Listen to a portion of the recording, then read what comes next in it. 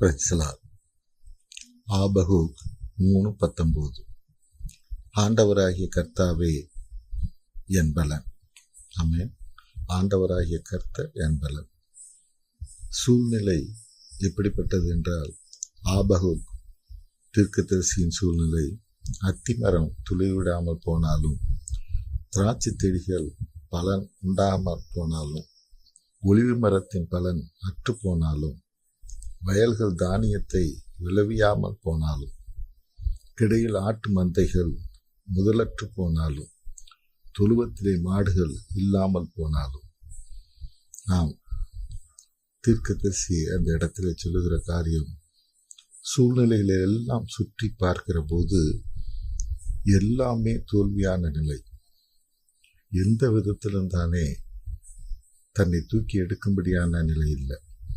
அப்படிப்பட்ட சூழ்நிலையில தான் அவர் அடுத்த வசனம், நான் கர்த்தருக்குள் மகிழ்ச்சியாய் இருப்பேன், என் இரட்சிப்பின் தேவனுக்குள் களி கூறுவேன் என்றபடியாய் சொல்லிவிட்டு 19வது வசனத்திலே சொல்கிறார், ஆண்டவராகிய கர்த்தர் என் பலன் என்றபடியாய்.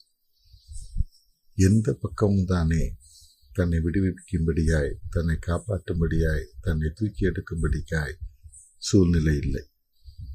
அந்த சூழ்நிலையில தான் சொல்லுகிறார், ஆண்டவராகிய கர்த்தர் என் பலன் என்றபடியாய்.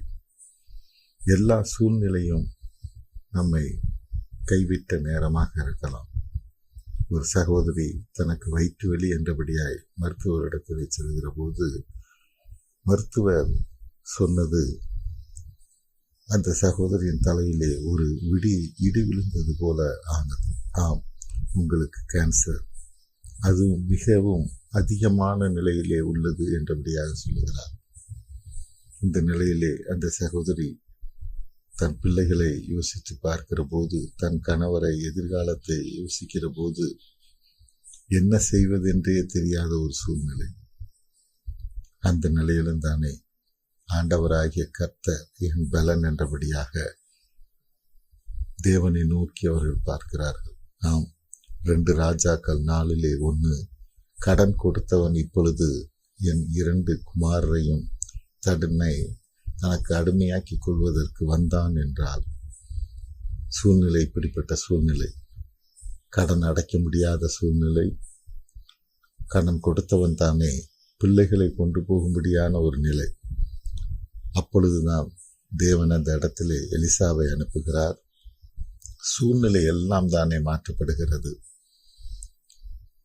உன் கடனை தீர்த்து மீந்ததை கொண்டு நீயும் உன் பிள்ளைகளும் ஜீவனம் பண்ணுங்கள் என்றபடியாய். கடன் மட்டும் அடைந்ததல்ல, மீதமுள்ள ஜீவ நாட்களுக்கெல்லாம் தேவைகள் எல்லாம் சந்திக்கப்படுகிறது. ஆம், இந்த நாளிலே ஆபகூக் தீர்க்கதரிசி சொல்லுகிறது போல, சூழ்நிலை எல்லாம் தானே நமக்கு எதிராக இருக்கலாம். நாம் ஒரே காரியம், இந்த நாளிலே நமக்கு தேவை, ஆண்டவராகிய கர்த்தர் என் பலன் என்றபடியாய் நாம் அறிக்கையிடுவோம்.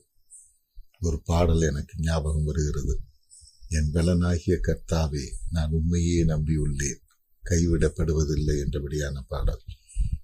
இந்த நாளில் அப்படியாய் ஆண்டவராகிய கர்த்தர் என் பலன் என்றபடியாய் விசுவாசத்தோடு அறிக்கையிடுவோம். சூழ்நிலை எல்லாம் தேவன் மாற்ற வல்லவர். ஜெபிப்போம். தோத்திரமாண்டவரே, உமது எல்லையில்லா கிருபைக்காய் நன்றி செலுத்துகிறோம். ஆண்டவராகிய கர்த்தர் என் பலன் என்றபடியாய் உண்மையே நாங்கள் நோக்கி பார்க்கிறோம். அப்பா, எங்கள் சூழ்நிலைகள் அல்ல, நீ இவற்றை எல்லாம் மாற்ற வல்லவர். இவற்றை எல்லாம் ஆண்டவரே மாற்றுவது மட்டுமல்ல, எங்களுக்கு ஆசீர்வாதமாக மாற்றித்தர வல்லவராக இருக்கிறீர் என்பதை நாங்கள் விசுவாசிக்கிறோம், நாங்கள் நம்புகிறோம். இந்த வேளையிலும் உமது அற்புத கரம், அதிசயத்தின் கரம் இந்த நாளிலே எங்கள் மீது நீட்டப்பட வேண்டுமாய் ஜெபிக்கிறோம். எங்கள் சூழ்நிலையின் மீது நீட்டப்பட வேண்டுமாய் ஜெபிக்கிறோம். அனைத்தையும் மாற்ற வல்லவர் நீர் ஒருவராகவே இருக்கிறீர். மாறாவின் தண்ணீரை மதுரமாக மாற்றின தேவன் இந்த நாளிலே எங்களோடு கூட இருக்கிறீர். ஒரு அற்புதத்தை செய்வீராக, ஒரு அதிசயத்தை செய்வீராக. உமது எல்லையில்லா கிருபை எங்களோடு இருப்பதற்காக நன்றி செலுத்துகிறோம். நீ செய்ய போகிற பெரிய காரியங்களுக்காய் உம்மை தோத்தரிக்கிறேன், துதிக்கிறேன், உமக்கு நன்றி செலுத்துகிறேன். எங்கள் ஆண்டவரும் மீட்பர் இரட்சகருமாகிய இயேசு கிறிஸ்துவின் வழியாக எடுக்கிறோம் நல்ல பிதாவே. ஆமென். ஆண்டவராகிய கர்த்தர் என் பலன். ஆமென்.